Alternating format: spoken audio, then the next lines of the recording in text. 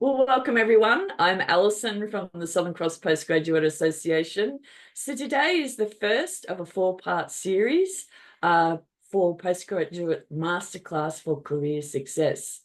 So we are recording, and I'll post the link to our YouTube channel where I upload all our workshops. And I encourage you to become a member of the Postgraduate Association, and I'll post that link too.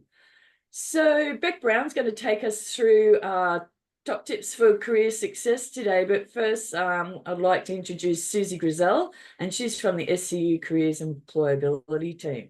So thanks. Over to you, Susie. Oh, thanks, Alison. So hi, everyone. If you don't know of our team, the Careers and Employability team will help you pretty much with anything. Oh, thanks, Beck.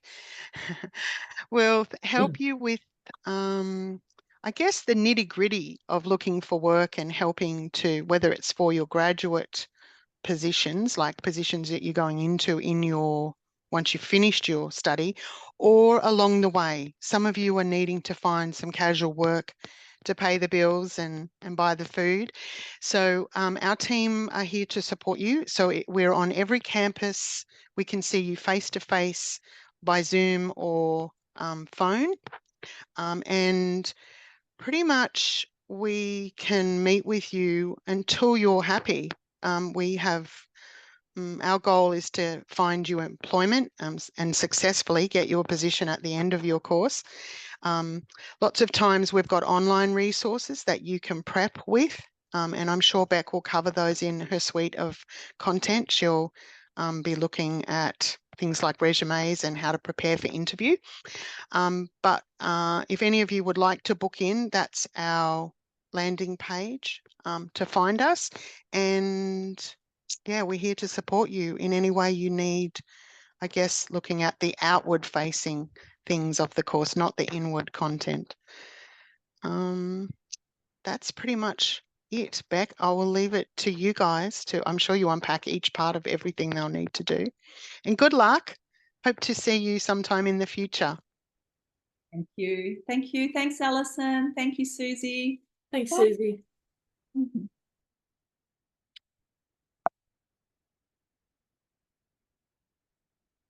I might just start with a welcome to country. I acknowledge and pay my deepest respects to the ancestors, elders, and descendants of the lands upon which we meet and study. I'm mindful that within and without the lands, these lands always were and always will be Aboriginal land.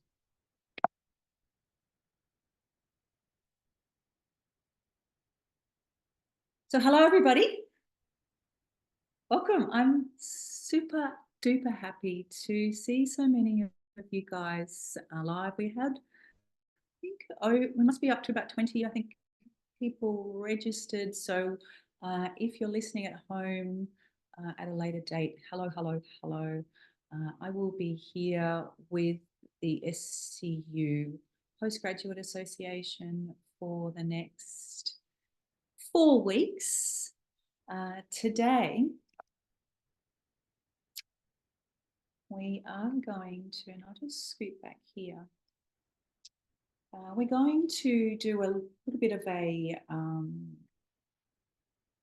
short component of each of the following weeks. So it's a nice little, I guess, intro to, and I'll try to cap off on the key things that you as postgraduate students at Southern Cross University, that could be key take homes for you as you transition to the next, your next adventure, whatever that may be.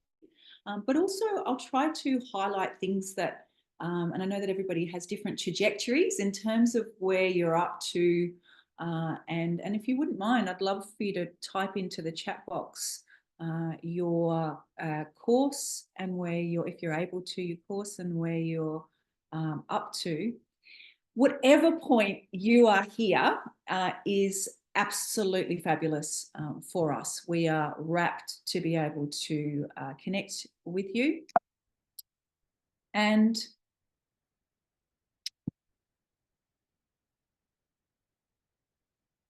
But before you jump into, and you guys can type away into the chat box and let me know where you're up to. I think about this in the lead up to coming into a workshop. I always, think about what has changed, what I've learned, myself as a practitioner, myself, in terms of my own work, clients I work with, etc. And I try to, reflect on what is, what's the standout, where are things moving, what more can I bring to you? I was thinking that this is probably even more important than anything that you will do beyond here, because this sets the tone. It sets your I guess really your framing, your mindset, and then the actions that you take. Now, Susie's team have some amazing resources to help you learn more about yourself. And in a moment, I'll go into just briefly, and we'll talk more. We'll talk about self-awareness in the context of your cover letter, your selection criteria, in terms of any additional work opportunities that you take, your part-time work. I'll talk about it continuously. But I want to begin with just an example of a former student. This was one of my colleagues' students. He was an international student, and this is not an uncommon scenario. He applied for, and a true story, he applied for 526 put out applications. But they were just generic applications, and we're going to talk more about the application process. We'll start talking about it next week. What you'll find about these sessions is I'll move up and down the process of preparing to be a top graduate, feeling a confident graduate, and the steps that you will take in between, things that you can do in the middle. And differentiating yourself is something that you can start to work on now, no matter where you are up to in terms of your study. And you can do that by some of the things that we'll talk about coming up. But once you undertake some of those additional activities, or if you are already at the end and you can't take on additional projects and immediately attend networking events and so forth, that you're at the tail end, what you can do, even if that's the point that you're joining us here for the session, is that you can still communicate. You can still undertake some of the activities in the SCU careers team. You can get that support. I'll run sessions here throughout I usually run them at the end, but if people need urgent things, I can meet with you one-on-one as well. We can help you unpack and articulate and learn more about yourself. But most importantly, you need to be able to communicate what makes you different in terms of your personal attributes, your interests, your projects, work, research, etc., so that you can be a standout applicant. So what this gentleman did was that he changed tact after, and I don't suspect, I have never heard of anybody applying for 500 jobs. I would suggest applying for a ton less jobs, and tailor. And tailor, what that means is making them unique to you and communicating your unique strengths, your unique achievements. And what he found was once he tailored them, he was able to differentiate himself, got 4 callbacks for each application, and 12 days between the final application and the selected offer. Let's have a quick look at the comments in here. All right. So, amazing. I love that you are here so early, Melissa. Thank you. Thank you for taking the time to do this. And I love wherever you guys come, PhD. Oh, David, Wow. What is your, type in there what your area of interest is for your PhD? Nice. I'm happy to jump on the mic if that's easy. Oh, I do love a jump on the mic and jump. Listen, I do teach at SCU as well, and this asynchronous and online teaching, it can be a lonely business when you're up at the front. So I love it when students jump on. So I hope you do too. So my thesis, I'm looking at the educational journey of children who've had a parent go to prison while they're at school.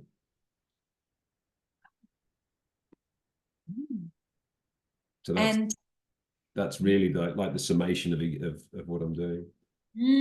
And so where are you planning to move into? Education leadership, further into research, into that nexus between, social? Yeah, I'm actually in the middle of writing. There's a job come up at SCU that kind of fits, hopefully, with my research and my background. You might be able to tell from can't really tell from that picture. I'll jump on the video as well.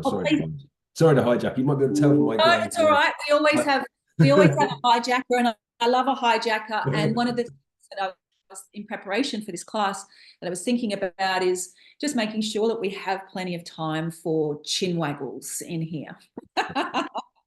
Because in that case, then I should flap my jaw in the breeze for you. So you can tell by my grey hair, I'm not in my first stage of my career. So I've been teaching for a little while. I've been teaching at SCU as a casual while I've been doing my PhD. And there's a position come up at SCU that I think I'd really like to apply for. So I'm really in that process. I've spoken to a line manager about my experience and my interest, and they've said, yeah, we think you dovetail quite well. And I'm really sort of like at that stage, I guess, where I'm just resurrecting my CV and my cover letter and thinking about my position that I'll take at interview and those sort of things. So that's kind of like, in terms of my career, it's probably the next few years of whatever I'm going to do, which will probably be the last thing that I do. So it's like a career entry point, but probably the last position I'll probably look to take on. Okay, thank you so much for sharing. Well, I challenge you on it being the last position. Well, I don't know about that. I have retired in one hemisphere already, so I'm kind of like I'm not taking that. However, what would be super duper helpful, I'm going to touch on cover letters, resumes today. Depending on the timeline for it, Susie's team are here. That you can get an appointment immediately. You can meet with me. There will be extensive selection criteria. So if you're not familiar with doing that, that would be really helpful for you to get some help with that. But also you're doing all the right things, and thank you, a little bit of a segue here, reaching out and making those connections to those existing people that okay, they may or may not be receiving the application, but they are also what we call decision influencers, and they can be enormously influential. So you're doing all the right things, and hopefully fingers crossed. Yeah. It's a really interesting job. I really love working with pre-service teachers, and it's in that area. And just to go on, it's my field of strength. It's about challenging behavior in the classroom. So the job title is literally lecturing it with a specialism managing classroom behavior, which is just like been my bread and butter for 20 years. So it's like, oh, okay, this might be a good fit. Beautiful. And I think that, I mean, you've highlighted already knowing what your strengths are. And if I think about this topic of self-awareness, there are a couple of things that we're seeing in positive psychology, in leadership. There's actually a really interesting lady that who's a lecturer at one of the top universities in Boston. And she, she's a neuroscientist, a former psychiatrist, and the theme of all all of the research into this area, which feeds beautifully, and probably why I feel so passionate, I guess, about this, is around purpose, around visioning, around all those normal things that we know about goal setting. But before all of that is really knowing who we are, what our strengths are, which David has highlighted, what we have done, what we can bring, what separates us. So if we in its simplest form, if we were to take David's example there, but also I hear in David's voice the passion for what he's actually, it's not to say that we hope that everybody that is undertaking postgraduate study, PhD, has that passion, but being able to communicate that passion and that vision for being able to make change and to have an impact. And if we, and what I find largely, and I know it's not the case for everybody, our postgraduate students, and it was certainly was my experience, and continues to be, I can continue to study, is that postgraduate study, you, in many, many cases, have that motivation, often by something, that you've had a personal experience with, or something to do with your work, or through your family. Sometimes it's through, looking at where there's, employability, the gap in the market. But what I encourage you, and it's tricky, and again, when I was thinking about this class, what I encourage you with all of my heart and soul, because the research is there, is to undertake these activities again, on Susie's, on the SCU platform, around and getting really super duper duper clear what is important to you. So what we find with younger graduates is that they want security, but they also want work-life balance, and that's okay. But also, when you find out what your values are and you get into a situation where you feel vulnerable as you move into the workplace and you think, oh, I have to suffice because I'm perhaps an international student, or I haven't got the right experience, be cautious and mindful of where you are sufficing. It doesn't mean to say don't accept or don't apply for things that, that it's not your dream job.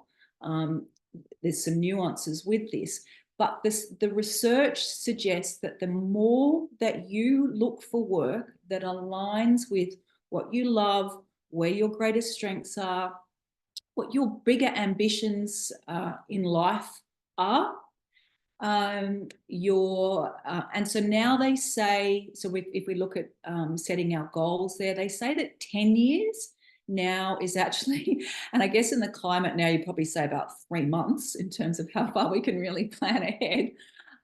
So anything beyond that, the research now says that 10 years, we try not to get to people to think beyond that point.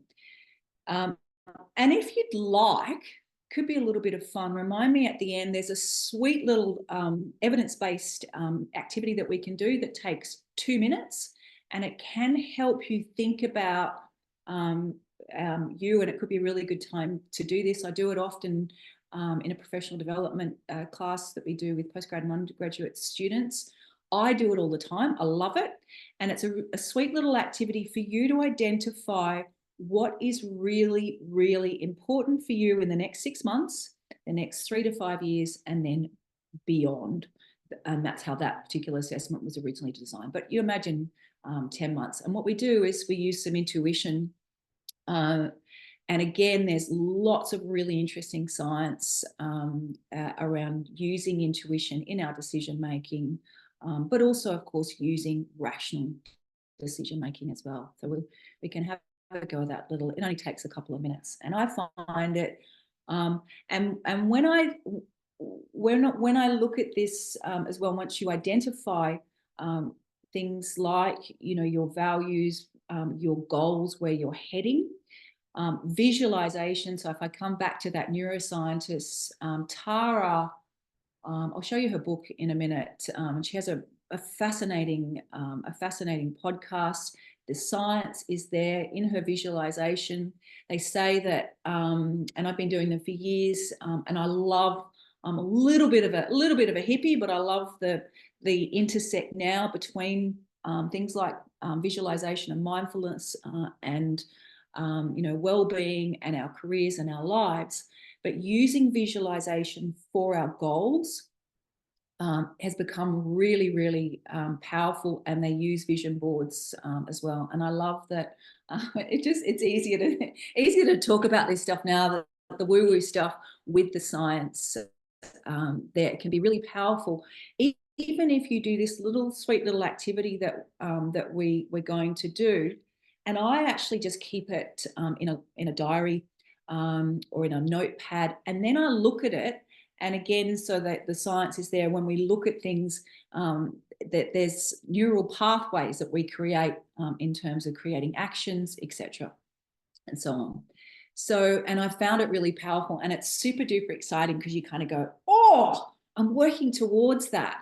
And for you guys, so for someone like Melissa and anybody else that's here in their early stages of their postgraduate study, it might be centered around taking some, might be some volunteering just at something like Parkrun, for example.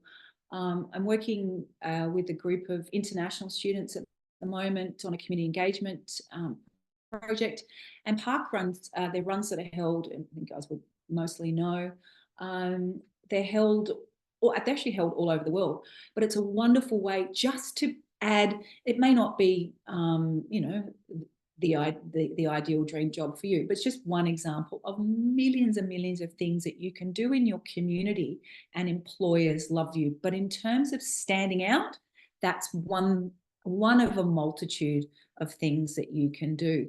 And it helps you get an awareness for what your strengths are, your areas for growth, but also connects you to community, which gives us, there is science about the value of connection and associated with well-being, but it also creates opportunities to meet more people and to expand our network, and particularly for any of our international students. Rissa, I'm not sure where, Melissa, where are you from? And David from Italy, Rissa, Japan, is it? And I know from the past we have a lot of international students. If you're based on the Gold Coast, you could look at something like Gold Coast volunteering. So values, what gives us purpose and meaning? Here's another really sweet little activity. Again, this one is character.org.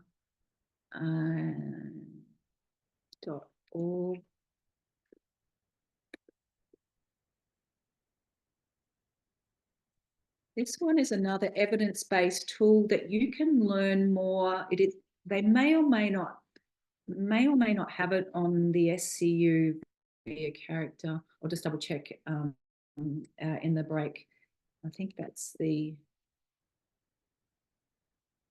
link to it. This is another evidence-based tool. It's incredibly widely used. It's used in coaching. It's used in leadership. It's used in a whole range of settings. It takes about 20 minutes. It's a great activity to do for you to essentially what it gives you a score of the things, your top values, they call them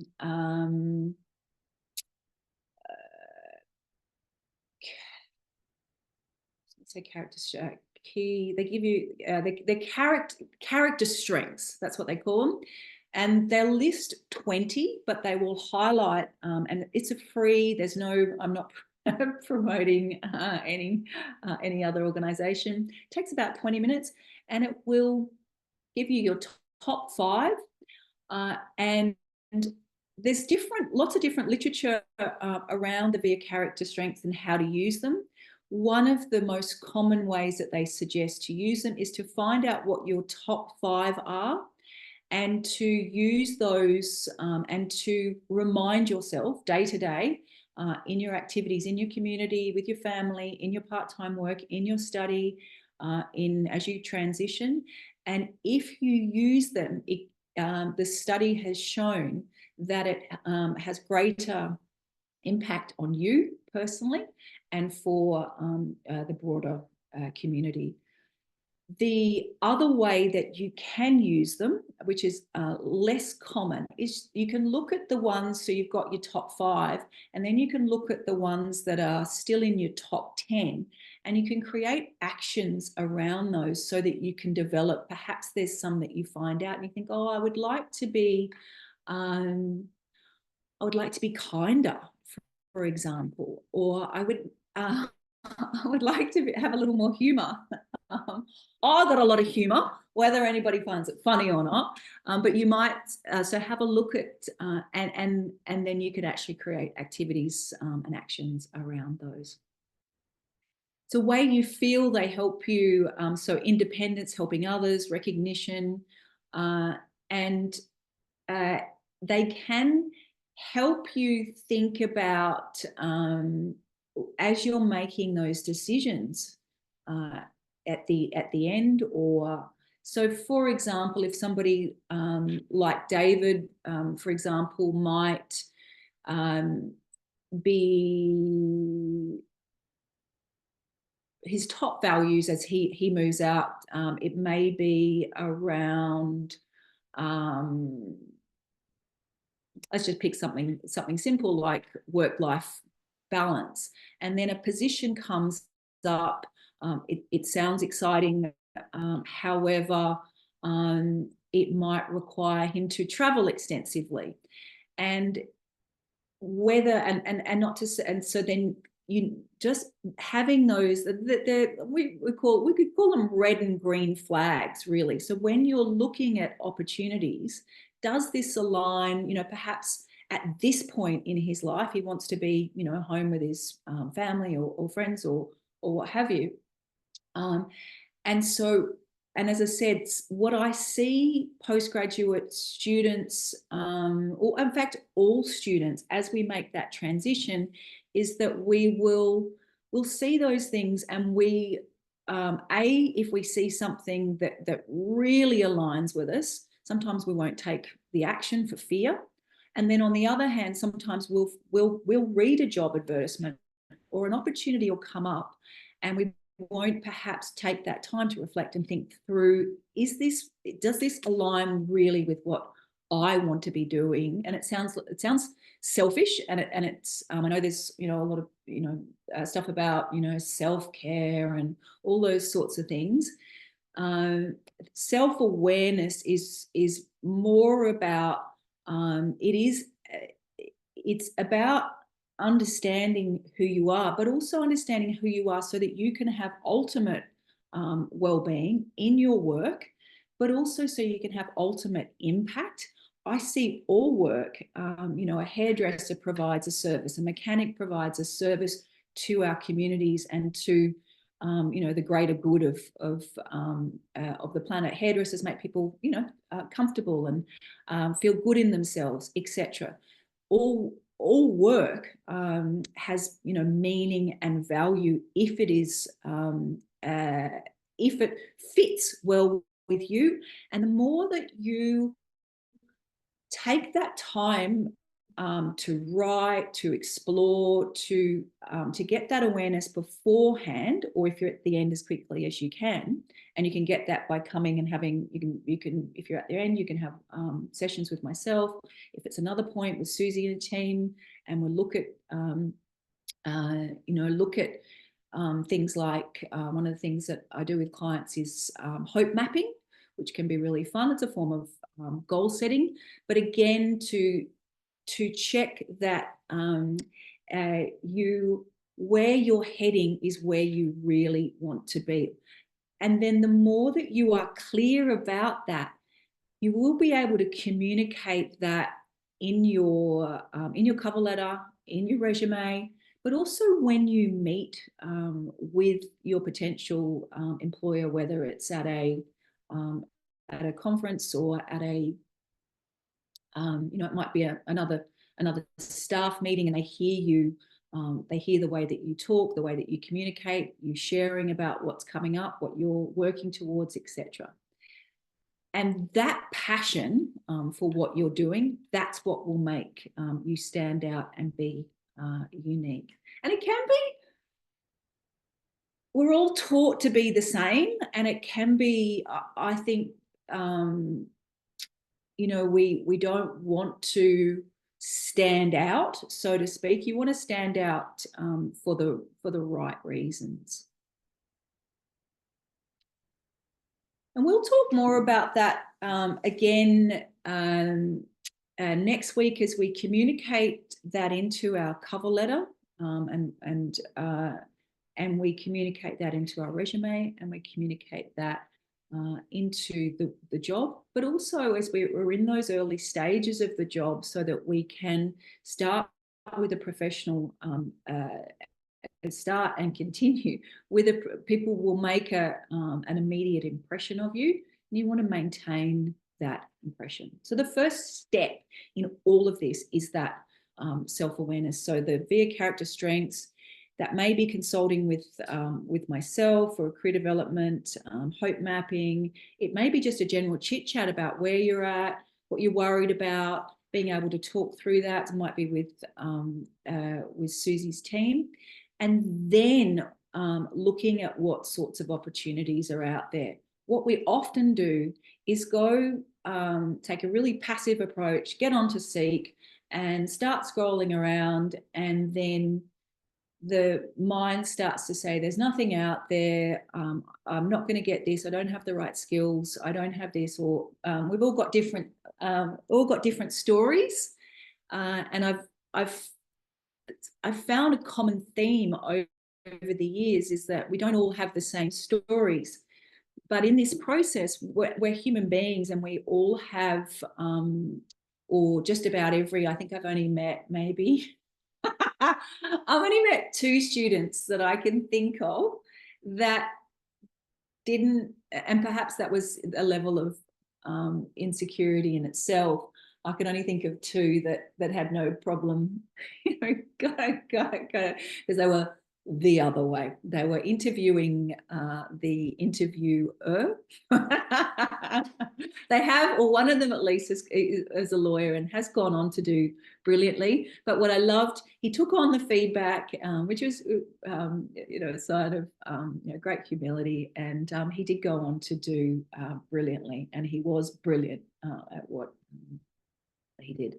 The other one was an older student, did the same thing, kind of interviewed there.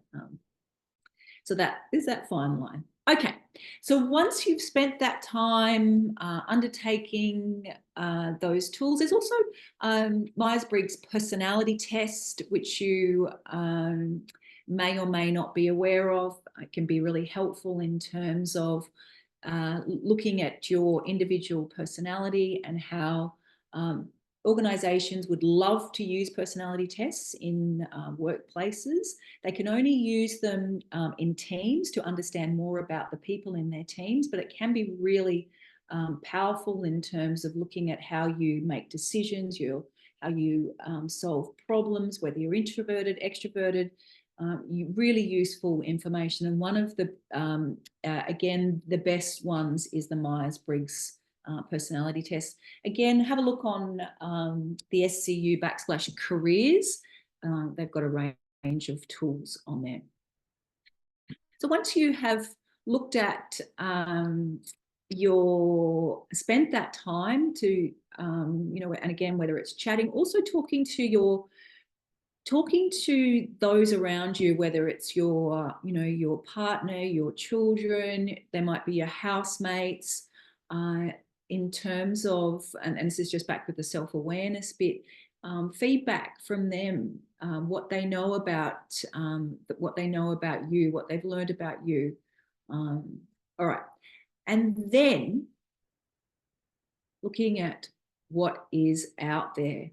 Now, again, when I was thinking about this class, I feel like probably like the doctor, and I'm definitely not a doctor, the doctor that doesn't want to tell you that, you know, what you really need to do is, you know, is exercise, eat good food, drink water, and sleep. The principle, you know, people go to the doctor and they just want the doctor to fix them, but often don't want to do the, you know, the hard stuff. And and again, when I was thinking about this class, I was thinking, oh, the majority of work, as we've seen in the example, just, you know, in terms of just chatting to David here and hearing him, we'll wrap up early so we've got some time to hear some more stories, is that our family, our friends, our classmates, our mentors, our lecturers, our tutors, it might be placement supervisors, it might be PhD supervisors, it might be postgraduate association staff, it may be your neighbour, it may be your landlord, it may be the person in the coffee shop, it may be it may be somebody that you walk the dog with. 85%, well, that was the last statistic that I have on it. Could even be more. Certainly my anecdotal, my non-evidence-based current view on that is that it's possibly even more, is that those jobs, we have a hidden job market, and there are buckets and buckets of jobs out there that are not advertised. Obviously, in situations where for a permanent position in a university, yes, there's a you know, a formal, transparent process, and same if it's in you know, in the government sector, whether it's local council, whether it's state, federal government, or the Air Force, or what have you. There are very formal processes. However, in all of those sectors of work, there is still a ton of work around projects, casual opportunities, research opportunities.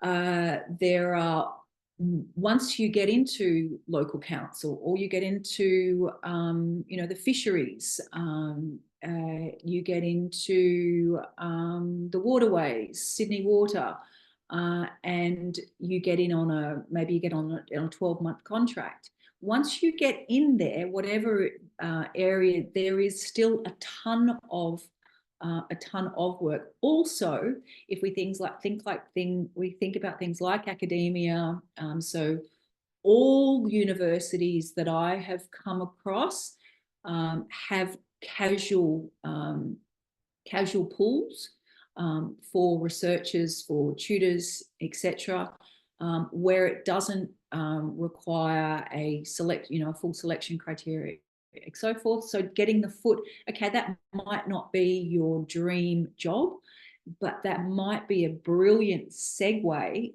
to explore whether, you know, I know that often students want to get into academia to feel that actually if academia is the right sort of fit culturally. I found that many of the universities are very similar in terms of organizational culture. What is beautiful and what I love about universities is the diversity and inclusion, and there's extraordinary people in universities. I know plenty of people that have had buoyant careers in the corporate sector, in small business. So, but you will find out many opportunities by trying different things, talking to people. So if you've got, I heard something, and I've heard it a few times before, if you've got a friend or a foe, and you feel some envy about their professional life, then you have some, I heard it again, I heard it from somebody, I've heard it 3 or 4 different times, and I think it's really powerful. There's some really useful information there about perhaps where your ambitions lie, where you hope to be. And sometimes we're not even, I guess, honest enough to ourselves to be able to for fear of failure or what will others think, etc. So you've got that. If you don't have to have a job today or tomorrow, and even if you have a job today or tomorrow, you probably can't.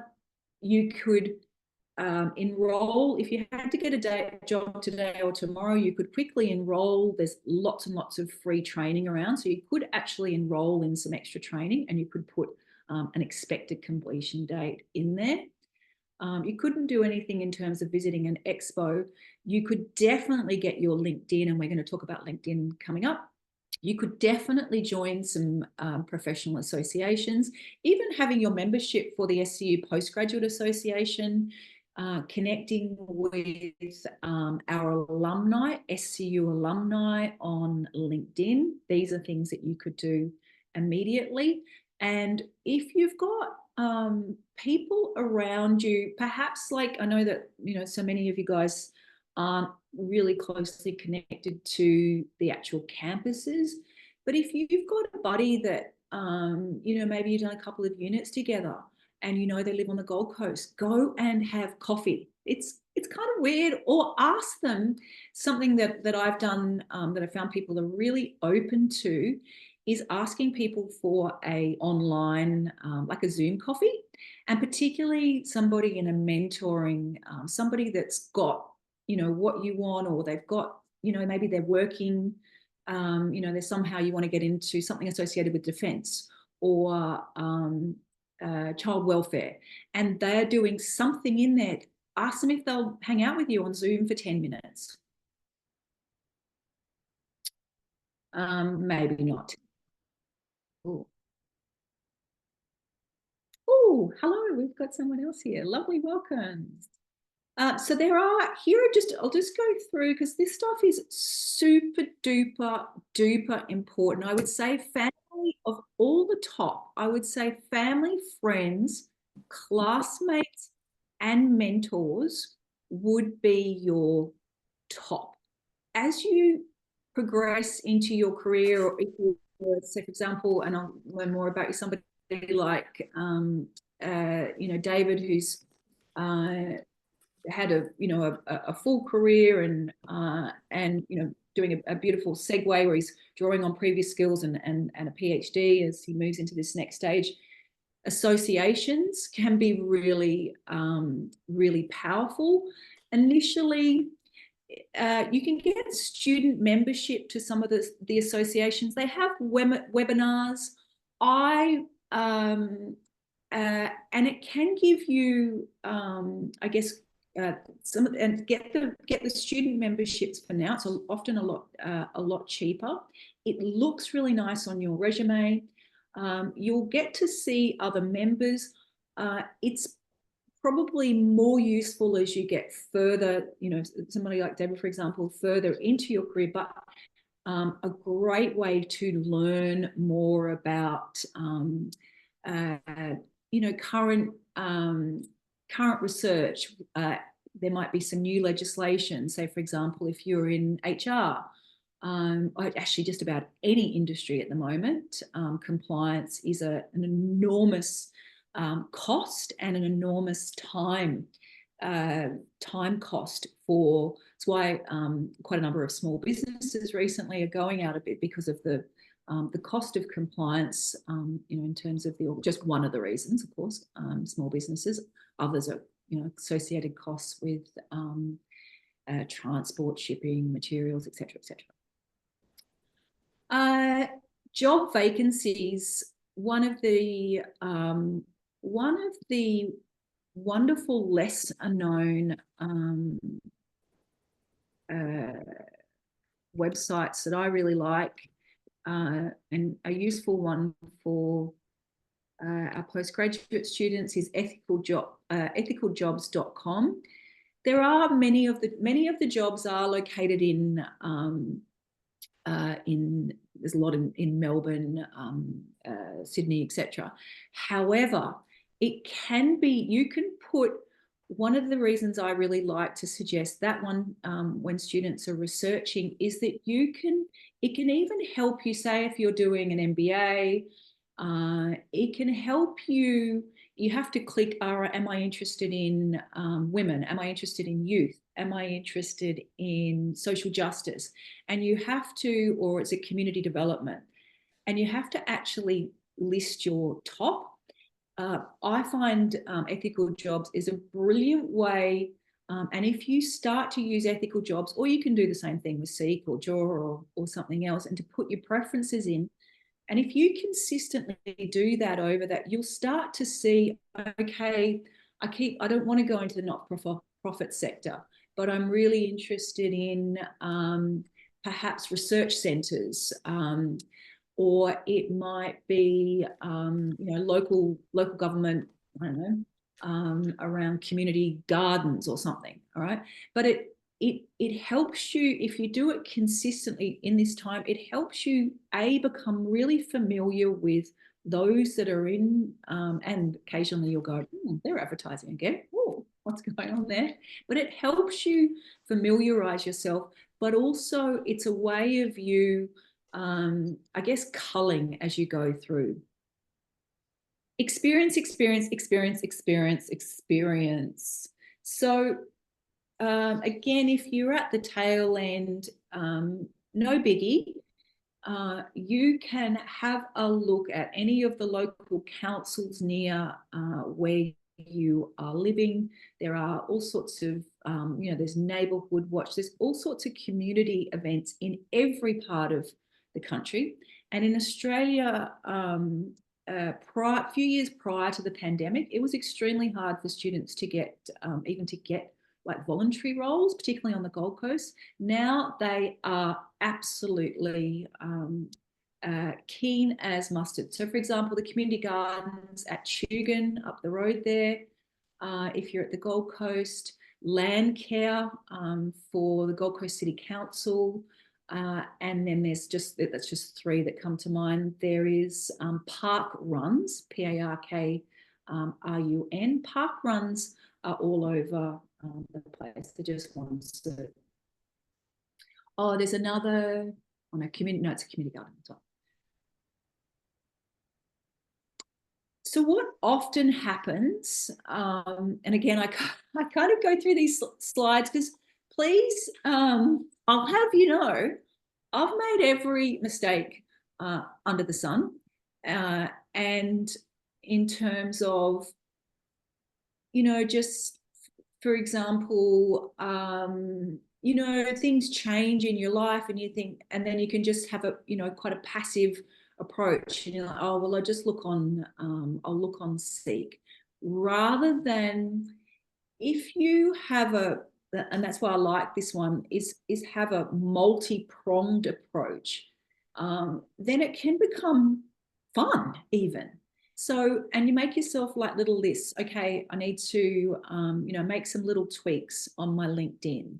I need to follow up. Maybe you met somebody somewhere and you've got to push yourself out there. You've got to send that text message to somebody that you met at the party, and just say, hey, let's, do you want to have coffee, or do you want to go and, do you want to go for a walk? Or it might be just showing up and listening to a webinar. Or it might be recruitment agencies. It depends on the profession. I know in IT, it can work very, very well.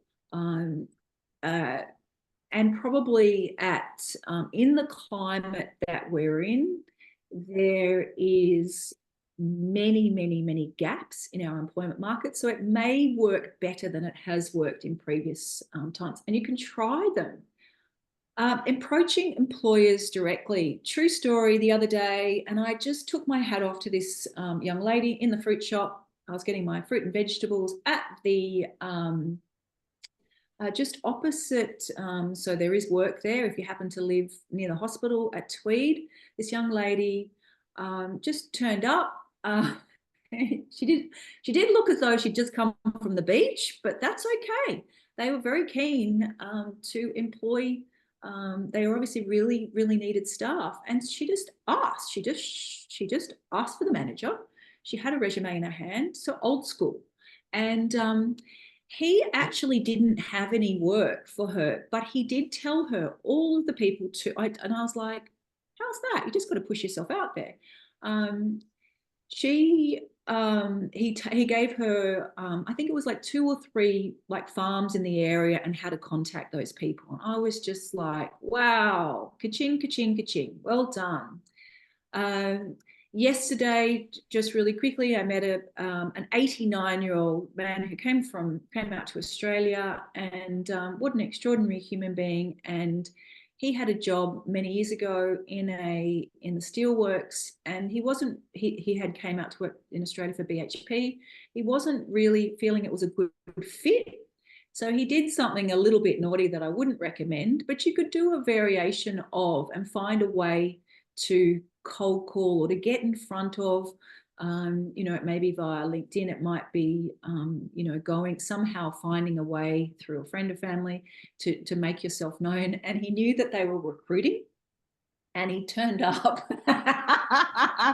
And anyway, the end of the story, with his charm, and he was able to convince them that he was there for the interview, and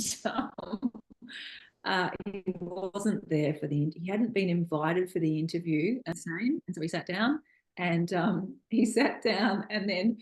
and the lady kept saying, "Oh no, you don't have an appointment." He's going, "No, I do have an appointment." And then eventually he got to see the guy, and then he told the guy the truth. "Oh, I just told a white lie. I'm not suggesting that you do this."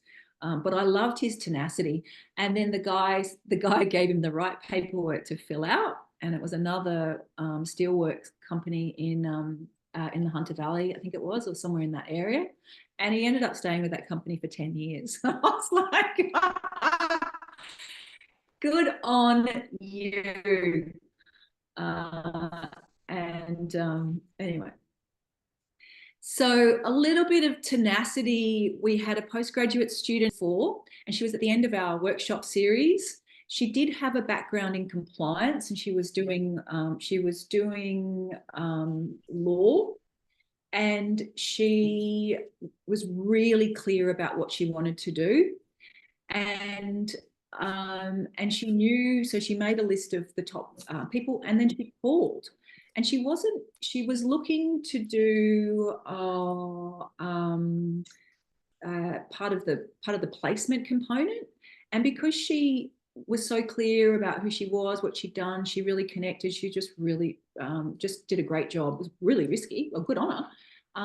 But she just was super duper confident, and she was a bit upset about it, actually, because they offered her a job and she didn't want the job. She just wanted the training. And then I can't remember what happened with the end of the story. I think she went on to just do the training with them.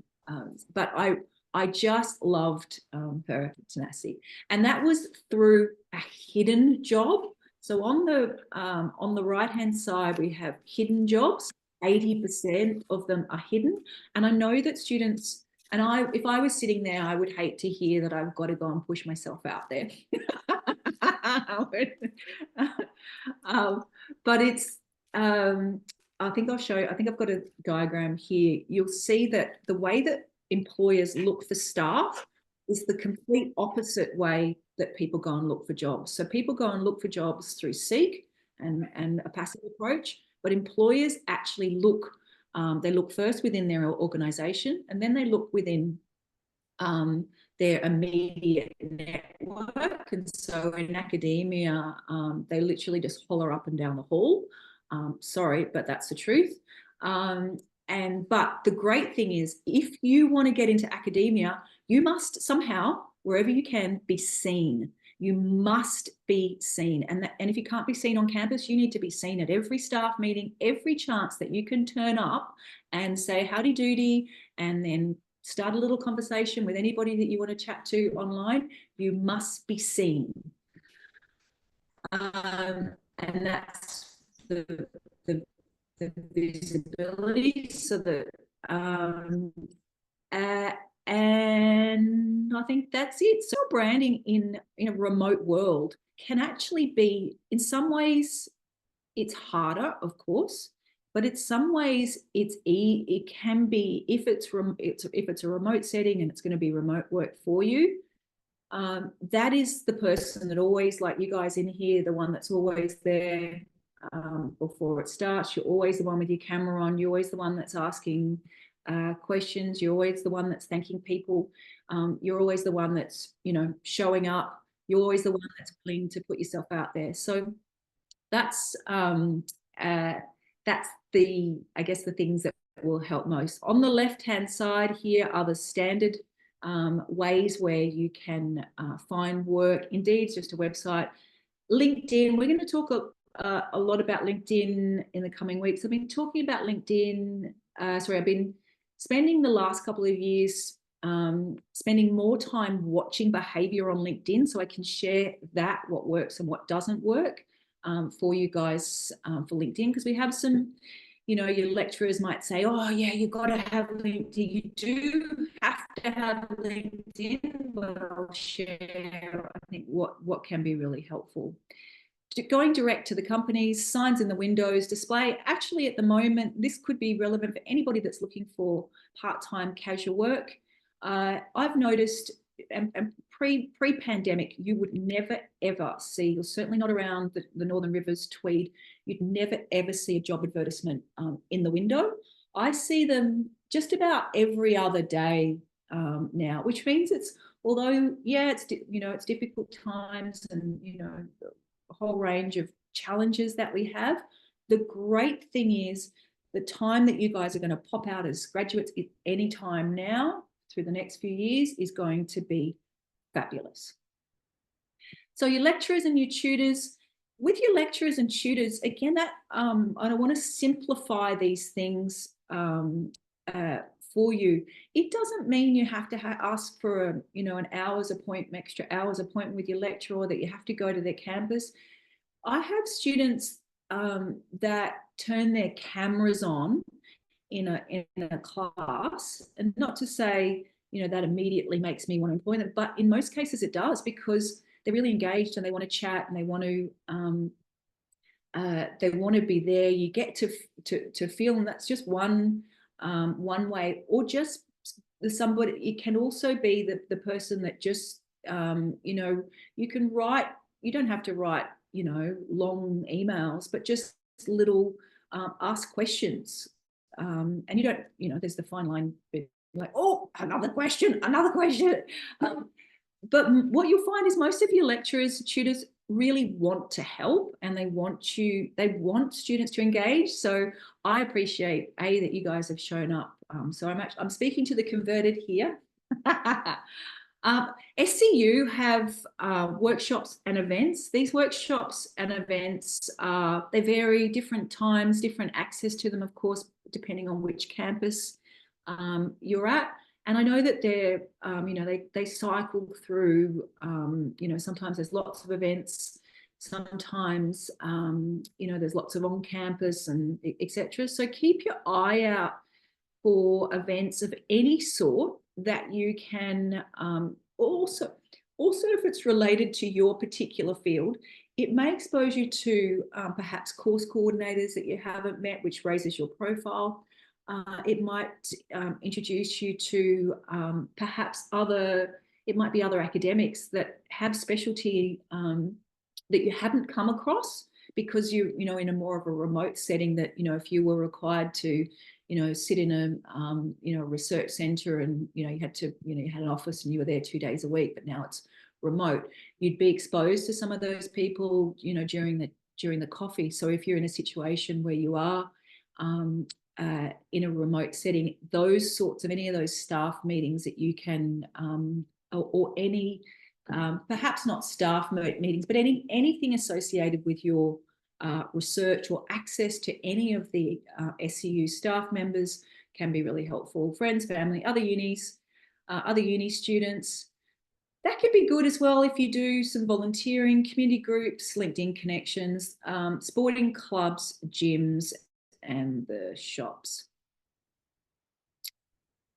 I would definitely say you could start this today, is start writing a list. And I 100% would say start honestly start to visualize, whether it's in 3 months, 3 weeks, 2.5 years, visualize yourself in your dream job, what it looks like, how it feels, how do you feel, what sort of work are you doing? I might sound like a complete hippie, but the science is there. And then what you will find, if you visualize it often enough, you actually will create those neural pathways, and you will start to take small actions in the direction, almost, it may be conscious or unconscious, towards what it is that you want to be doing. And in the meantime, as much of this as you can do. So towards the end of the year, I think it is, I lost track of time. Was it the beginning of the year? There'll be, well, the SCU, Postgraduate Association, they have a conference. There are clubs and society on campus. There's fairs, there's, but placement wherever you can get specific work experience. What I do personally, and I would suggest, and it works really well, is that I will look for any additional low cost or free trainings that I can do that is in line with the work that I like to do in the areas of interest. So, for example, the Black Dog, which is mental health, they have free training. And you literally just need to register, and it's short training and it looks good on your resume. There are something called worldwide classrooms. Worldwide classrooms. So there is edX, edX, and edX, and Coursera, and these are massive. They're massive online classrooms. I've done a few of their training. Just be really cautious. They used to be, their settings used to be much more user-friendly in terms of you could enroll for free and then you could almost complete it just about whenever. Now you've got to complete it in a certain period of time, but some of it's free or a small cost. And there are training on, software. There is training in health. There is training in mental health. There is training in education in those massive online classrooms, and they're run by universities. Some of the top universities, they are cottoning on. Their business models have changed over the last couple of years, and they are cottoning on to charging more. So just be really cautious. So, for example, if you don't complete it in a certain period of time, then you have to pay. It can be like $100, $125 or something a month. So you want to make sure you just double check the terms. But they're two organizations, edX and Coursera, that I have used and really enjoyed. That can be, and it just looks, gives you something, when we started at the beginning, something extra to add to your resume to make you stand out.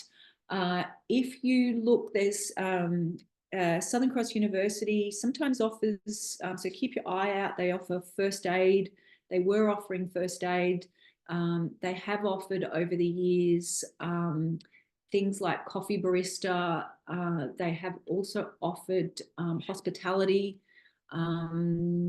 RSA, responsible service of alcohol. And again, like, you may not, perhaps, you only want to spend, only want to invest, financially, in, if you're going to do the coffee barista, and if you're going to, you want to be a coffee barista, but it just helps fatten up. And it, if you're interested in, for example, is in mental health, and you've got Black Dog, and then you can do, so for example, it's much heavier training is Lifeline. The Lifeline counselling, that's a much bigger investment. However, it is free, and it is now a TAFE qualification that you get. The commitment is enormous, but could be wonderful for anybody in education, anybody who's doing social work, anybody, just about anybody doing any course, because you will find that those skills will be useful for you, whatever course you are doing. Here are the skills for having a look. I'm just going to take a quick. I might just take a quick break, and then I'm going to whiz through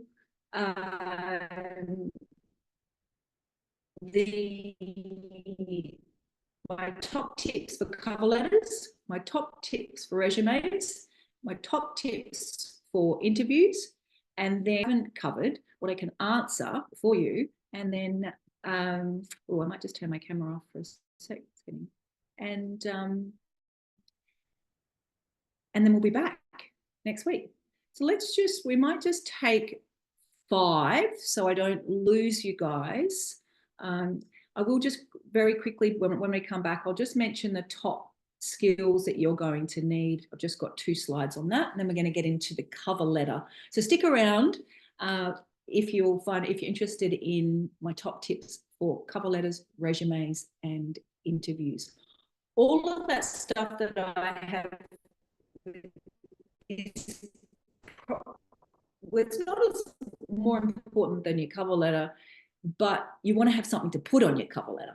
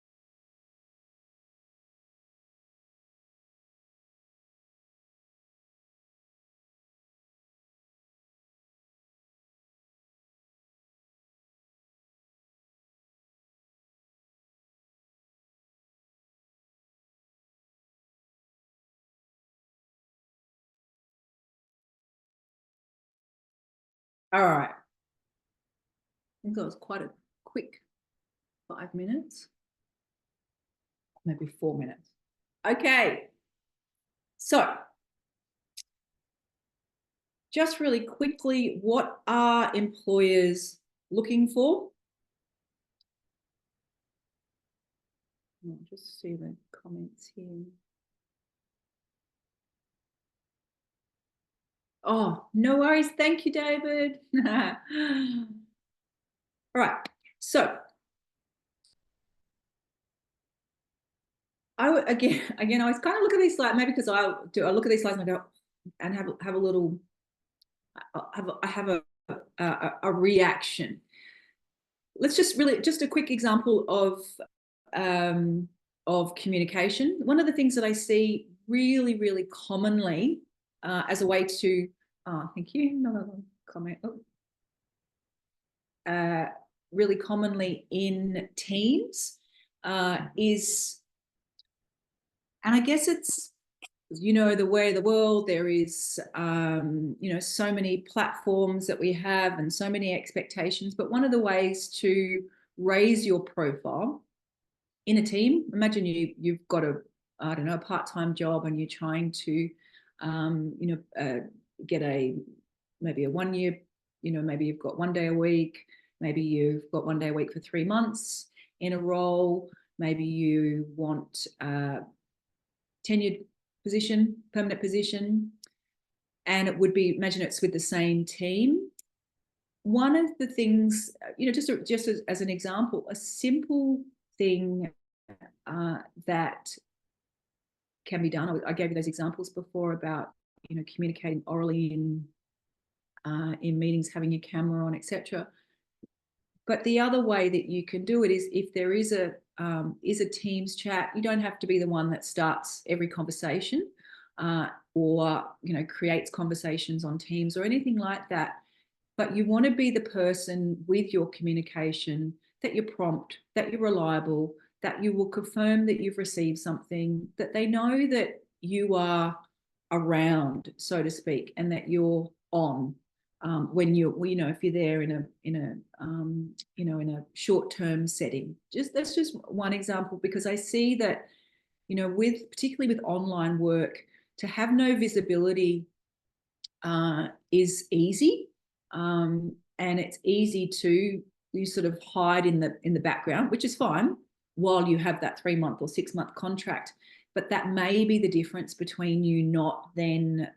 And again, you don't have to start big conversations. You don't have to write big, long emails, but you do need that communication visibility. And I think that's something that's really changed with, you know, so much work being online and in these much more remote settings that we once had. So it's more important. But what I see happening is people do it less. And it doesn't necessarily work as well for them. Drive and commitment can be demonstrated by that sense of being around, critical reasoning, cultural alignment. That cultural alignment, you'll gain those reasoning skills. That cultural alignment will come if you check your, if you spend that time exploring, taking that time to know yourself, to learn more about that organization. Check in with yourself with the red flags, you know, or even if you start there and it doesn't feel right and they offer you something, you know, try as best you can, and it can be really hard in a cost of living environment, is try to be honest and authentic to yourself. And again, that can be, you know, it's easy, and I said easy in inverted commas for some to say, but it can actually end up costing you more. They say one of the strongest predicaments for poor health, 80%, I heard the other day, and it was a fairly valid research, 80% of our health issues are associated with stress. And so when we're not aligned with the work that is in the settings and the environment, you think about that stress on our bodies and on our, you know, our hearts, our minds, our spiritual, mental, emotional well-being, and that can impact, of course, into the long term. And when you are culturally aligned, that enjoyment, you're working in teams that you enjoy. Emotional intelligence, you can take, again, through Susie's team, take some of the some of the quizzes, and that ongoing and upskilling, you can start that now by taking those little, taking small steps to do some additional training even now, right now, little ones, little tiny steps. So here are the 21st century proposed by UNESCO. Again, so you can see some common themes here: communication, collaboration, team-based problem solving, digital literacy, those social skills, lifelong learning. And I think that is because, I don't know about you guys, but I learn something new every day. And ecological learning as well. All right, let's get into the cover letter. Never, ever use a generic cover letter. And here would be, I've tried and tested it. I've tried it 3 times just for, just to make sure it's 100% true. Never, ever send. So if you see a job, unless you don't want it, unless you just want to, like, if you do want the job, don't do this. On LinkedIn is to send, you know, that you can do a quick apply. Don't do a quick apply. Do, even if it takes you 2 hours and you're the 18th applicant rather than the first applicant. Being the first applicant is going to mean nothing in the sense that if they're not checking, like if they're in recruitment and they've got 50 job ads, and, you know, it doesn't necessarily, being the first one, the first applicant, and just sending your link is not necessarily going to result in you getting the position. So I would always, even on LinkedIn, is to take the time to do a tailored cover letter. What you will find is initially doing a cover letter, like the doctor having to tell you all the things that hurt, is that you'll hate it, and it's really, really tight. Well, I shouldn't tell you that, but I think most people don't writing a cover letter.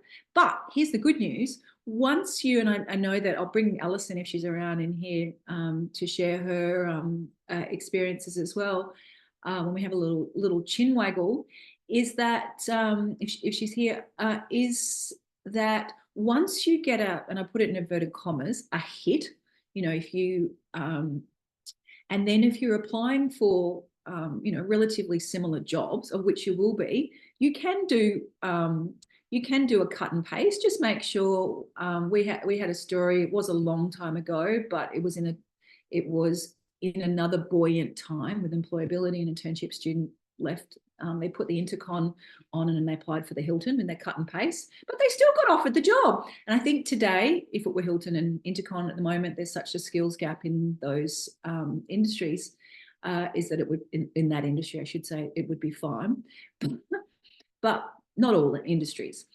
So what I would suggest is work really, really hard on, like, look for your most ideal position. When you're ready, you can practice by applying for part-time jobs. Super duper duper importantly, get your Seek profile. We'll talk about that. Get your Seek profile organized, because Seek, the majority of the jobs will come through there. You won't need a Seek profile for ethical jobs, and you won't need one for Jura, and I don't think you need one for Indeed, but you'll find that if you're going to apply for Seek, please get a Seek profile. I'll explain more in the coming next week. It's super duper duper duper duper important. Right. Did I hear my name mentioned? Oh yes, I just said that you might drop in at the end. Oh, sure. I'll wrap up in plenty of time, so I can meet people and just find out what I haven't covered. Yeah. Yeah, and but also for you, because in the past you've shared some fabulous feedback and stories about your own experiences, and I think it's just nice having someone other than just me. Thank you. No problem. Let me know when. All right, I'm around. Thank you. All right, so top tips. You must tailor it. So that's the same from that second slide. If you don't, you really risk. It's like wanting to lose weight and then only exercising once a week and only eating the right food once a week. That's probably the equivalent. And so you want to set yourself up for success. you will find the key words. What I always suggest, and if I was applying for a job tomorrow, I would print out, if I could, or at the very least, like copy the job ad and stick it onto a Word document, and then I would highlight all of the what they say about who they are, and what they say, which is just about the whole ad, and what they say about who you should be, your relevant skills, experience, etc. And then I would go through and make sure that I match, and then I would find similar words. You don't want to give them all the same words back.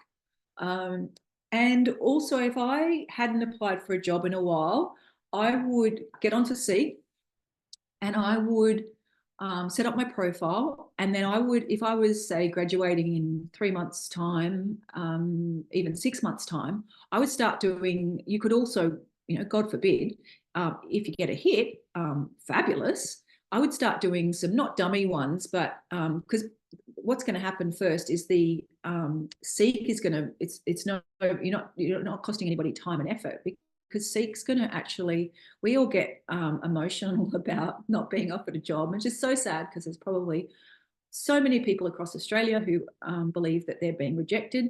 They're being rejected by an algorithm. And so I would do some practice runs in the lead up. And I would also, you could just put, if you're expecting to, as somebody, I think it was David with an E, if you're finishing early 2025, you will find, particularly in the climate that we're in, and if it doesn't work, no harm done. It gives you a chance to see what sort of feedback you get. You should get some feedback that'll tell you you don't have the matching skills. When you don't have the matching skills, then you can at least go and put those matching skills straight into your Seek profile. And then you start to end up with a real, in inverted commas, list of skills that those, because otherwise what you're trying to do, they'll put them in the job advertisement, but they're not always the same skills that they put. They have to, when they upload the job into Seek, for example, they have to list the top skills, so then they can do a match, so to speak. And sometimes the words that they use, like, it's like, oh, really? And then you've got that skill, but you wouldn't necessarily have thought to include that word. So you can create like a skills bank.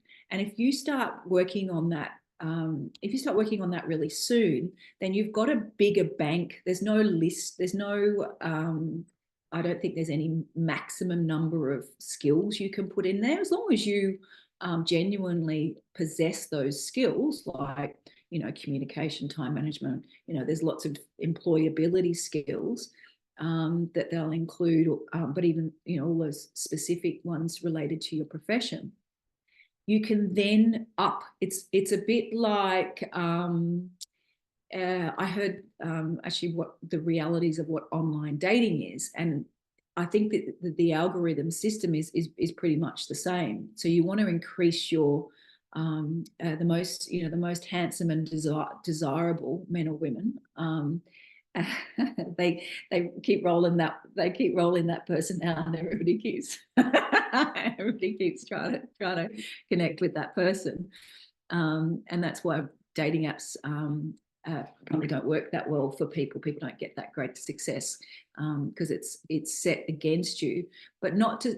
But also, quite a lot of people don't have great success with something like Seek.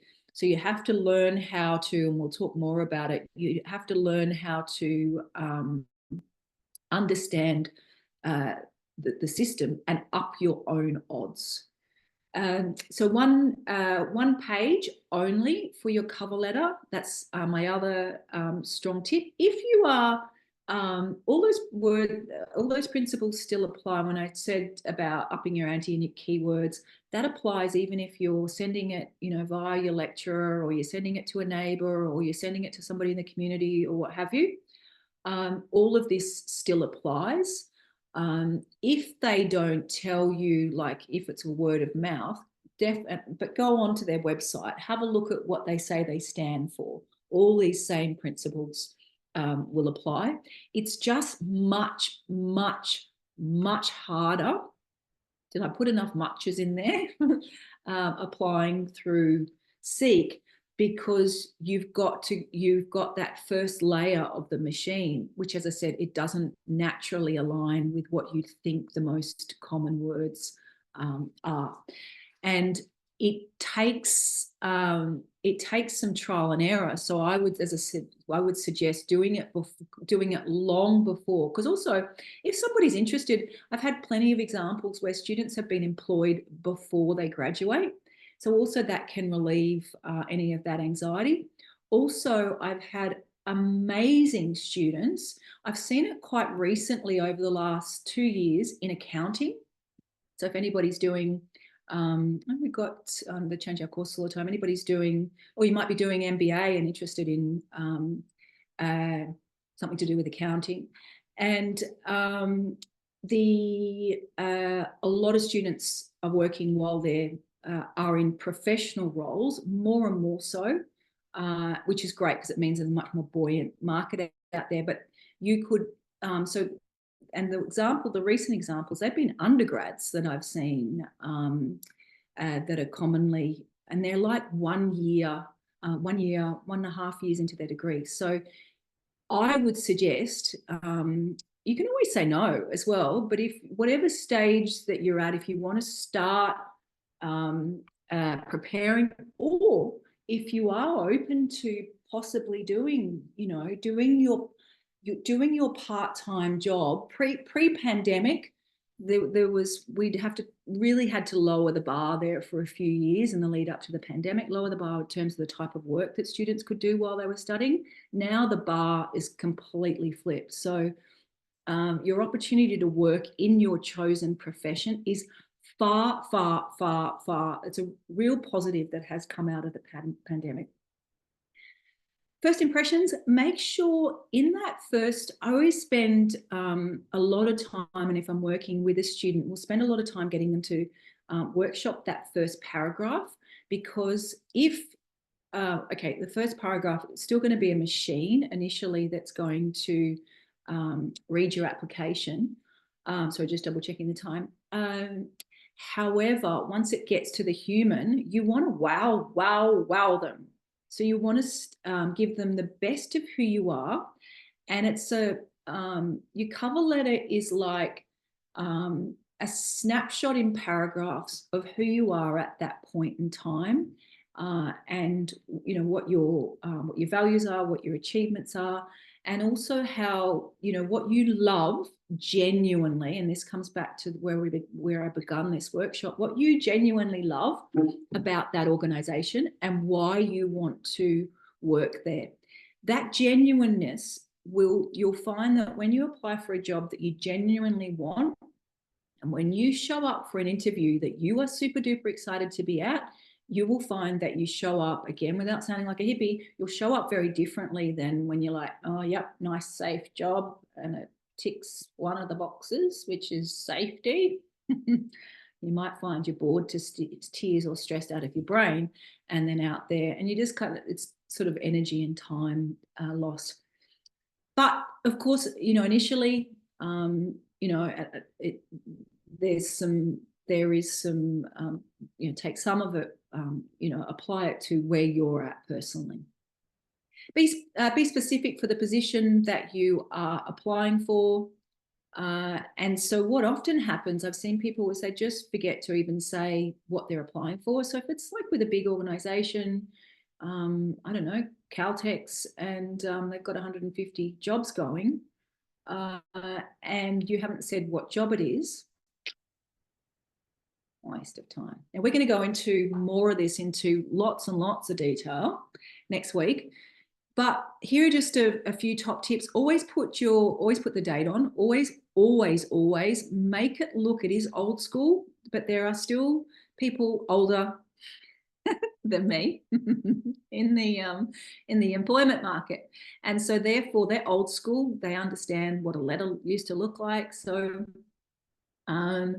put the employer's name, their title, and the company, so their position, the company name, and then you can state here, it's always nice to be really clear, particularly if it is a big HR company, the job number that you're applying for or the title.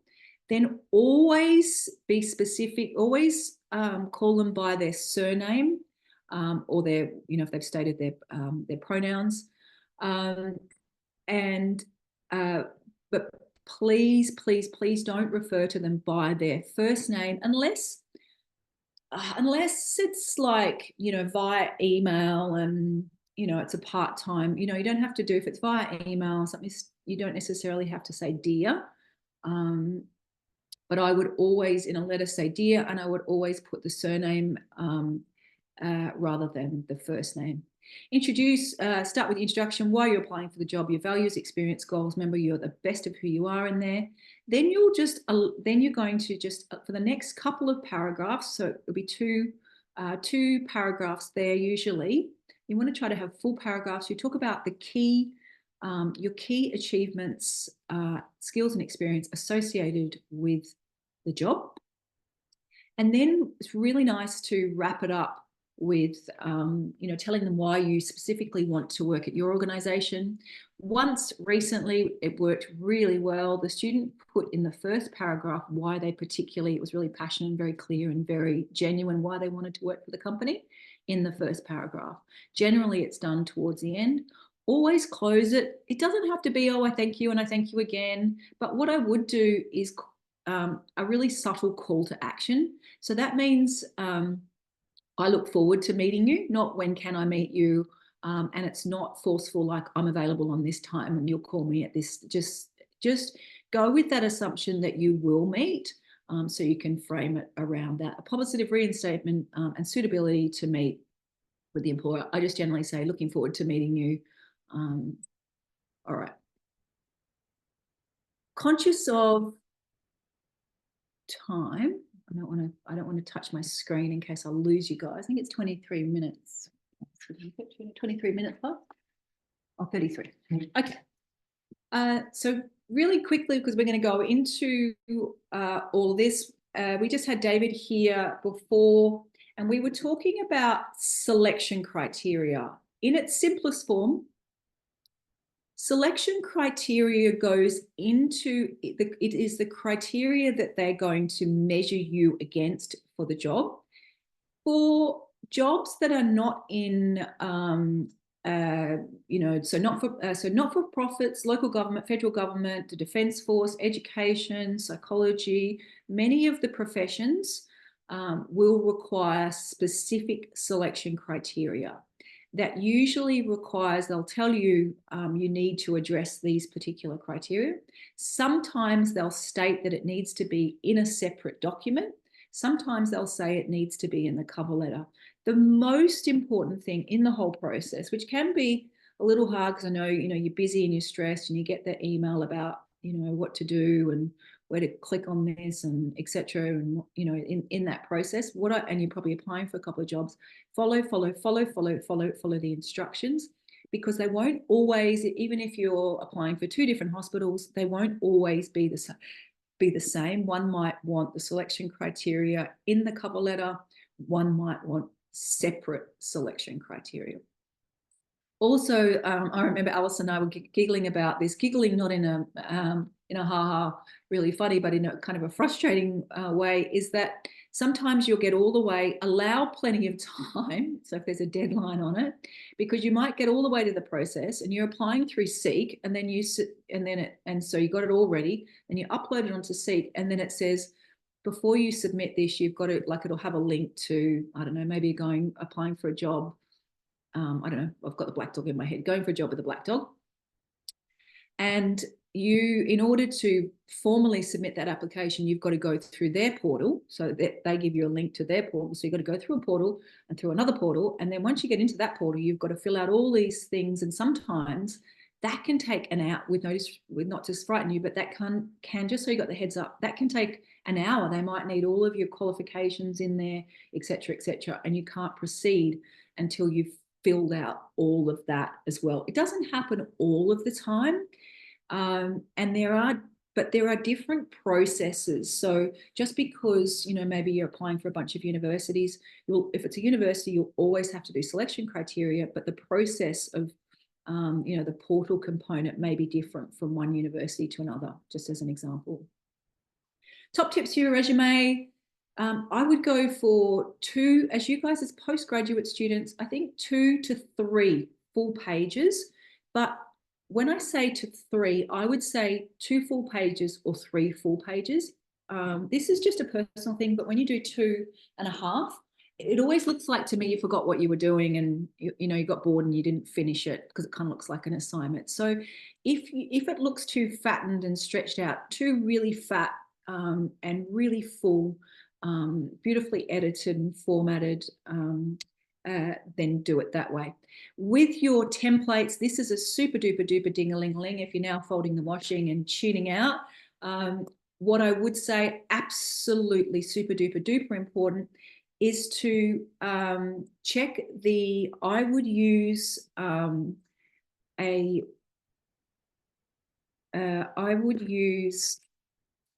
SCU we have on Susie. I just keep calling it Susie's. On the SCU /careers website, or it's / oh, hang on, not that one. Hayes, www.hayes.com.au. This, I have no association with Hayes. They have a really, really nice template, resume template on there. I have used it with multiple people with great success. The SCU ones are very similar. The difference to the Hayes one is it has a section at the top where you can put your competencies, and it's got one other really modern heading on it. It's beautifully formatted. I know that Seek, it likes the format. So really quickly, because I am conscious I want to have a chin waggle, is that these online platforms like Seek, Jura, etc., ethical jobs, you put it into a portal. And so, for example, this is a true story. If you were to download your LinkedIn, and so if you go into LinkedIn, it gives you the option to save your resume, save your LinkedIn as a resume, as a PDF. And I tried it, and you put that resume into LinkedIn and apply into Seek and apply for a job. And what it will do is it will cut. It's got all this formatting in it, and it will cut you up into a million pieces. So if you're a lifeguard in 2020, it'll make you a lifeguard in 2018. And if you studied at 2 different universities, it'll chop them all. It literally just chops you all up, and which breaks my heart. I don't know, maybe I should work for, speaking of gold, maybe I should work for Workforce Australia and let half the country know that it's nothing wrong with them personally. It's that they don't know that their resume is being chopped up. And the really important thing is that it often happens for really diligent people, because they go and make really pretty resumes on Canva, or they make them on other, beautiful programs. And they're all lovely formatted, and they just look, there's a picture on there and they look really slick. These portals absolutely hate it. And so keep it very simple. Use the Hayes ones, use the SCU ones, or use the Seek ones. Those 3, there's probably others. You could do some research if none of those 3 appeal to you. Definitely don't use the LinkedIn one. Here are the top headings. I vary these with people, and you can meet with Susie or myself. You want to always have your contact details on there. We'll talk next week about career professional profile. Very valid for you guys as postgraduate students, because you've got a story, and the story is important. The story is what you will share when you talk in the meeting. Your story will be part of your cover letter, but it also frames your resume of who you are, where you're heading, what you've done. Your education, you must include your other education, even if it is particularly for your undergraduate degree. If you did a degree in 2014 or something, and it doesn't relate at all, you could put it at the back of the resume and just call it other qualifications. But still, I would suggest, even if it was incomplete, you might have studied something for 2 years, a long time ago, still that's 2 years of your life. Just put it in the other section, and you can leave the dates off. You can't leave the dates off the top bit, but you can if you put it somewhere separate. Summary of key skills and achievements. We're going to talk about all of that next week.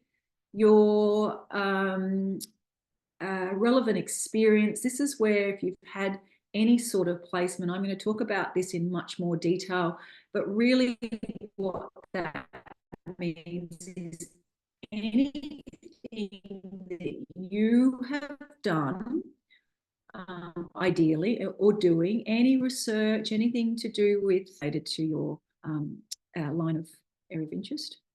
Oh, beautiful. Thank you. Oh, awesome. Thanks. That's great. Thank you, Alison. And I'll show you the slide again at the end, so you've got the other link. Any other training? So I talked about free training that you can do. So if you see how much of 1, 2, 3 of these headings, so I spent quite a lot of time at the beginning of this workshop, talking about training and memberships.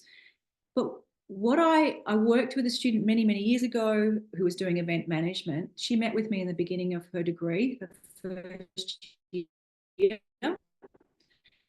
And I said, go and do this, this, and this. And she did. And then by her 3rd year, she got a job at the uni. And then she got another job in research events. And then she came back and she's like, I'm not quite sure I know what I'm doing. And then at that same time, I had another student come up together, not in that way. And then she spent several years, and now she's an independent event producer. And really, I got tingles. Honestly, that came from her having that first meeting and me saying, can you go and do, not me, nothing to do with me. It was her. She took the action and went and did the extra things, and it transformed her professional life, so that when she finished her study, she had a whole extra page. And don't be alarmed, as I said, if you're further in, there's still things that you can join. You could register today and go to the Varsity Lakes Park Run and be there on Saturday morning. There you go. These are the things, we'll go into talk about these in detail. I've been talking about the automatic tracking systems. That's what I've been talking about, that these analyze resumes. They are not human beings. It still hurts when they don't want you, but remember, until it gets down to the final part, it is not a human. So I think that can take some of the power out. But they are looking for the relevance. They're looking for the layout. So you'll get that from using our templates. Wording suitability, you can get that from starting to play around now. Length, relevance, and overall fit. I've got another great resource. Here we go. This is called Resume Worded. I have used this myself. You might die of shock when you put your resume in there and it tells you how bad it is. But be reassured that I've given this to several career practitioners. Thank you. I've given this to several other career practitioners and they've got really low scores on it, but it's really powerful. It's called Resume Worded, and it will assess your resume for things like active words, skills, etc., formatting, have you included referees? It's really powerful. Often people get a score of about 35–40%. Don't be alarmed, but if you get it up to 85%, you can put it in there without having to pay, or you used to be able to. You should be able to still use it. They may have lowered how many times. The most I was able to get it was 12 times, but it requires you to do the work. But it's also, I would say, important to use that as well as a career practitioner. So myself or Susie, but use these tools as well. All right, just going to spend a few minutes. I'm going to answer these questions for you, so just so we've got some time for a chat. It's definitely better to be always overdressed. The first 90 seconds of an interview is without a doubt. They actually will probably decide sooner than that. So particularly if you're online, your enthusiasm, your passion, as best as you can with eye contact, but also they've done some research about showing your hands. If it's online, you want to show your hands within the first minute or so. And that's actually wired to, it's connected to survival for safety. So it's about trust. Better to talk about a technical area of weakness. Yes, stick to, if you've had social issues, perhaps in the workplace, you better to stick to, areas of technical areas where you're planning to improve. They will often ask about weaknesses, so just prepare to have an answer. It's normal and it's human. It's better not to ask any questions. It's always better to ask questions. Have some prepared and have a few prepared, because what you'll find often is they end up answering some of the questions that you have, and then you're kind of like, oh, and you look a bit silly when you sort of say, oh, well, you've answered everything. And that doesn't always necessarily look like you've come prepared. So, and that may be true, but just have, maybe have 4, 3. 3 is great, but they have an extra one up there. You don't need to ask 4 questions. I think asking a couple of questions, but just have them there with you. Asking about salary, I would always avoid it. We can talk about that coming up. There's some tricks and tips for that. Is it better to talk about talk more about what I've done than what I have achieved? Always talk about the results of your work. So in your resume, in your cover letter, and in your interview, not I served the table, how well did you serve the table? It was, so when you're waitressing, is it generally a waste of time to prepare? It is always, I absolutely encourage you, please come along to the interview one, because in the time I've been doing this with students, the interview is actually the most poorly done. And it's a shame, because I can understand why, because then you're down to maybe the top 10 and people think, oh, well, but what a shame. I've got somebody that I love dearly and kept getting down to the interview stage, but not getting over the line. And so you want to know as much as you can. Also, if that becomes a case for you, you can practice your interview skills. We can practice an interview. You can make a session with myself, Susie's team. They do it all the time. Sending a thank you email, always appropriate. Thank yous are easy and really nice.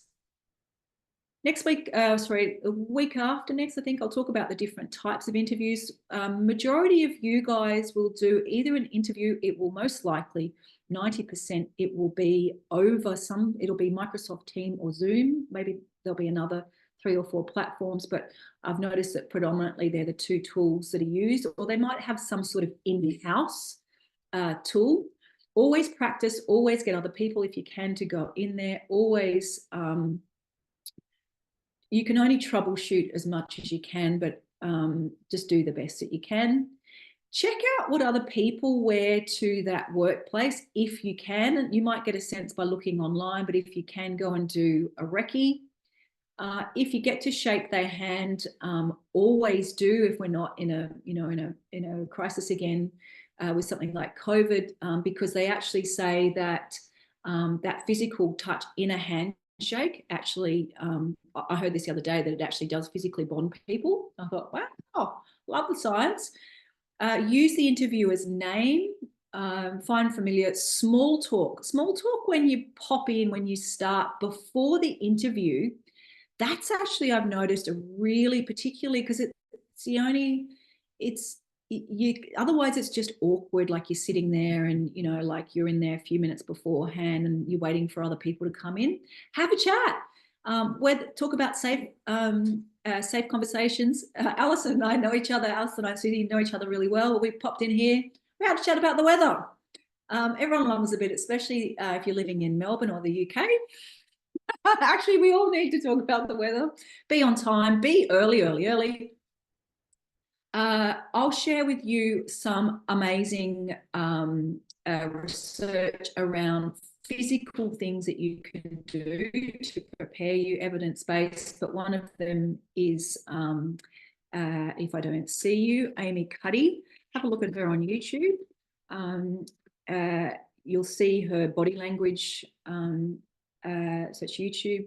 You'll see her there. She does a wonderful video on power poses. If somebody offers you water, interview it. General tips: prepare, and use the SCU careers team. The tools that they are looking for align really closely with all the things that we've talked about. And you'll see there: internship, extracurricular activity, placement, cultural alignment. I'll talk more about this next week, but they will often ask you an icebreaker. That's one of the questions that I find that students, 80–90% of the time, our top students do most poorly, because it's awkward. We can talk about our work, but the who are you, where are you heading, what are you, what brings you here, why do you want the job?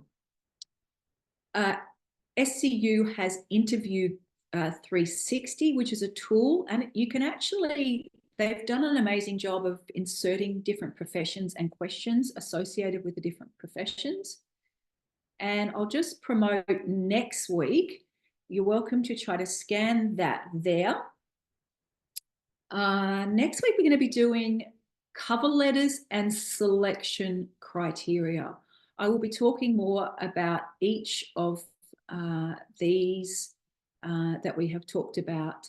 Particularly, I'm going to give you some activities to do around finding out more. You may think that you haven't yet got a lot of achievements, but actually you will find that you do. So I'm going to flick back here. All right. And if I'm missing anything, okay. Let's take that away. Stop my sharing. So then I can be here. All right. Hello, Rebecca. And Rissa. Is there anything in particular that I haven't shared, anything that you came for today that you may not want to come back or can't? I'd love to see you again. Anything, Annie, anything that because often, oh look, I'd say 90% of the time when somebody asks me a question in any class,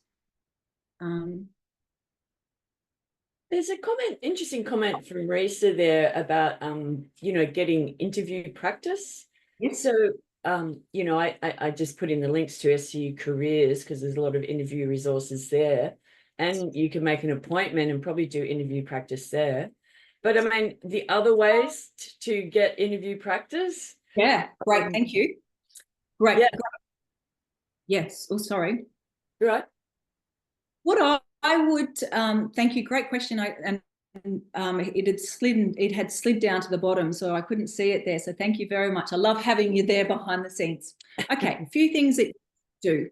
I do this myself. I get a big piece of cardboard, and I'll show you next week so I write down all my achievements in, it might be part-time work, study, previous work, things about my, my personal strengths, passions that align with the work, recent achievements, aspirations.